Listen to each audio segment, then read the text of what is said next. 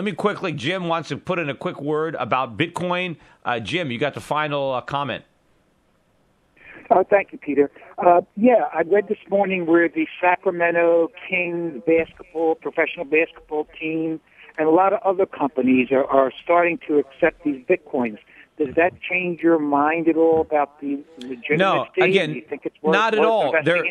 Look, there are a lot of people that have Bitcoins, and they have a lot of value right now. So clearly, if you want to sell a product, that's a good market. But they're not really taking Bitcoins because they're not pricing their products in Bitcoins, and they're not, going to hold the Bitcoins. They're not going to pay their rent in Bitcoins. They're not going to pay their employees' salaries in Bitcoins. They're simply going to accept Bitcoins and immediately sell them for dollars. So, this actually is going to be a negative on the price of Bitcoins because the more companies decide to accept Bitcoins, now more Bitcoins are going to come out of hoarding and they're going to now be used instead of hoarded.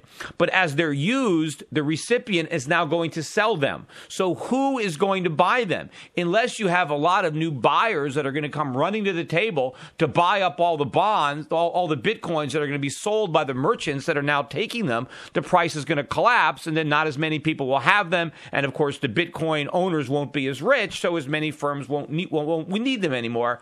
So this is going to be, be careful of what you wish for because you just might get it. I think this is going to be a negative, not a positive for the price. But hey, Jim, thanks for the call. You've been listening to the Peter Schiff Show here at SchiffRadio.com, the gold standard in talk radio. Bye for now.